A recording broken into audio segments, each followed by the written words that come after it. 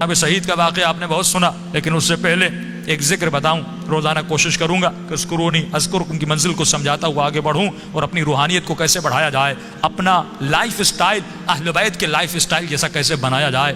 یہی ذکر کتنا فائدہ دیتا ہے. ایک شخص کہتا ہے میرا باپ بڑا گنہگار تھا، میں نے غسل و کفن دے کے اسے دفن کیا، رات کو خواب میں اپنے باپ کو دیکھا، تعجب تب ہوا جب میں نے اپنے باپ کو جنت میں دیکھا.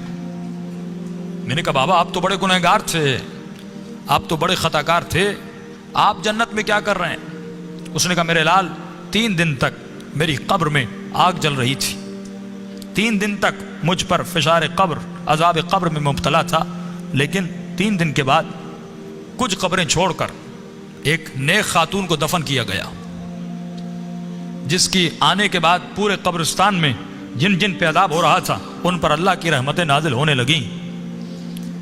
فرمایا نور برس رہا تھا. کہ بابا یہ کیسا نور تھا؟ کہ جیسے اس کو دفن کیا پہلی رات بھی، دوسری رات بھی، تیسری رات بھی اس کی قبر میں حسین ابن علی آتے تھے. فرمایا جب اس خاتون نے میرے عذاب کو دیکھا، فرمایا اس کے دل میں رحم پیدا ہوا، اور جب امام حسین اس کی قبر میں آئے تو اس نے کہا مولا مجھ پر تو رحمتیں ہیں، لیکن یہ بھی آپ کا چاہنے والا ہے، اس کی قبر میں عذاب ہو رہا ہے، میں چاہتی ہوں میری خاطر آپ اس کی شفاعت کر دیں. کہ اس وقت امام نے دعا کے لیے ہاتھوں کو بلند کیا، میرا عذاب ختم ہوا. کہ بابا وہ خاتون کون سی تھی؟ کہ اس کا نام یہ تھا، اس کے شوہر کا نام یہ ہے، فلاں محلے میں رہتی تھی.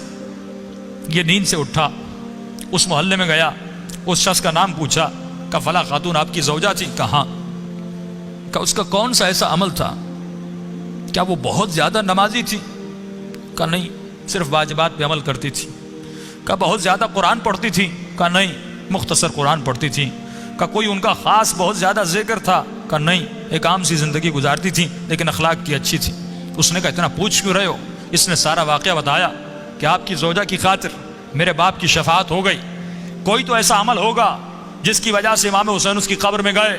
تو فرمایا ایک عمل تھا جو کثرت سے کیا کرتی تھی. کہ وہ کون سا عمل تھا؟ فرمایا روزانہ زیارت عاشورہ پڑھا کرتی تھی.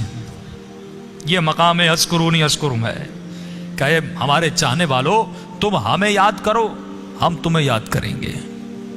اللہ کہتا ہے تو 1 قدم ہماری طرف آ، ہم اہل بیت 10 قدم تمہاری طرف آتے ہیں. یہ قدم کردار کے اٹھانے ہیں، یہ قدم رفتار کے اٹھانے ہیں، یہ وہ قدم ہیں جو جناب شہید نے اٹھائے.